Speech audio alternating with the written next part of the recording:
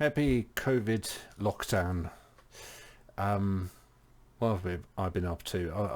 I think I haven't done a video for ages, and I know that the promised um, tiny house adventure videos have been somewhat absent. It's been a taxing time even before the lockdown and the quarantine, but I wanted to fill you in what we've been doing using the time in lockdown, especially the last week and a half. We've got a 3-year plan now. So why 3 years? Well, because building your dream is slightly challenging, especially financially. I've got quite a bit of debt. Some of you know what I'm going through, so there's some pressure on the finances. But I've managed to sell the normal car and switch to a rented long-term rental Evie, so I made that dream happen, which I'm very pleased about. And the other debt is fine. It's not a massive amount. It's just, yeah, we can't just go and borrow against a property willy-nilly and say, oh, here's £50,000, let's build a tiny house. The original plan earlier this year was to just do a van conversion, and we looked at this and we thought, yeah, we're going to go and travel. And then the whole COVID thing happened. It kind of got me thinking, is this really the right approach?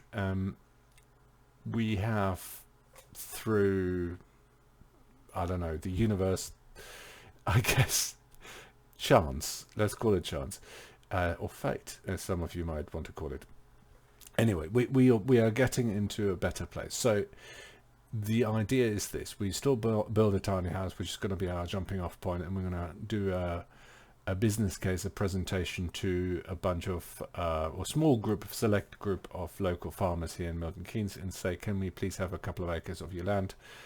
We either want to buy it off you or want to long-term kind of leasehold it, or whatever, whatever is an appropriate framework. And that's exactly what we need to research as well as kind of constructing our tiny house. But we've got that now. So the idea is, we use that tiny house, we build it, or we have it built, the basics built, and then we do the kind of kit out ourselves. I say ourselves, it's really two little children and me, so it's mostly me.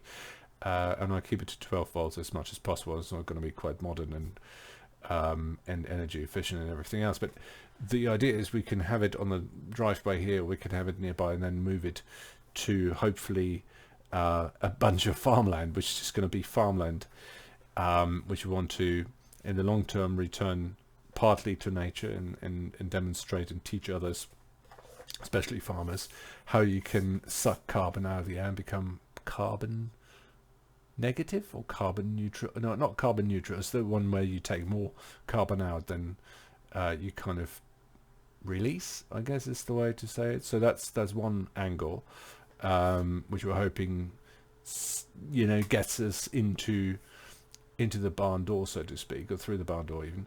And then we also want to do some wild farming stuff, and basically alternative ways to generate food, and use it as a kind of open farm, kind of a teaching thing, and use that tiny house as the base, as it's going to be there as my home, and then the kid's going to be half the time with me half the time, especially on weekends. So we want to start building our first earthship. It's going to be a small earthship because we've never built an earthship, and we're going to get some, hopefully, volunteers to help us, that they can also use it as a kind of learning experience. And then once that's ready, I can move into that. The kids can take over the tiny house, and I can then concentrate on building the bigger airship, which is going to be like a big proper family kind of airship. And then we can use the first airship, which is just going to be kind of enough for 2 people, but kind of self-sufficient, self-contained, and can use that as a holiday flat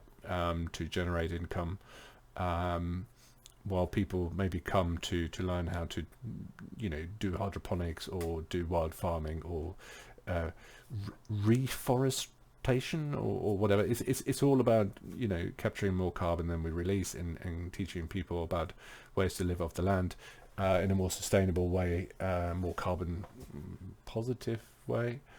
I still think it's carbon negative because you're kind of capturing more than you're releasing, so it must be negative. Anyway, I digress. Point is, that's the 3-year plan. So year one we build the tiny house, use that as the base. Year 2, build the first airship. Year 3, build the big airship, which might take longer than 1 year. But that's kind of the rough outline of the 3-year plan. And nothing rams self-sufficiency and sustainability home more than a good old pandemic, because we've got the COVID-19 thing, and that kept us in lockdown. I've wondered that I've gotten a little bit lax and relaxed with the whole thing. There was no urgency, and this kind of rammed it home and said, okay, it could happen any time. And if you'd been in your tiny house, at least, not needing utilities, not needing so much food, because we can grow our own food, I think that's where I'd rather be. So that's kind of given us a kick up the bum. Obviously it's too late, and this is I leave you with this is kind of sadly what seems to be happening with climate change and stuff, where this is still very much the topic, because COVID-19 is not going to kill a huge chunk of the population. Even if it kills 20%, heck, even if it kills 50%, that pales when you compare it with the impact of climate change, especially in the medium and long term, where you have a massive economic unrest and movement of people and uncertainties. And it's just hopefully given us a kick up the bum to kind of live in a more, collective focused way, or collectively focused way on sustainability and everything. But again, I end up digressing. So stay tuned for some more videos. I'm going to share with you in a very low tech way what we've come up with, and yeah, leave us a thumbs up if you like this update, or a thumbs down if you didn't. Leave some comments. I've got quite a bit of spare time between housework, trying to homeschool kids, which is interesting, and doing 2 jobs from home. So interesting times. Stay safe, wash your hands, and love each other, I guess. Look after each other, at least, at the very least.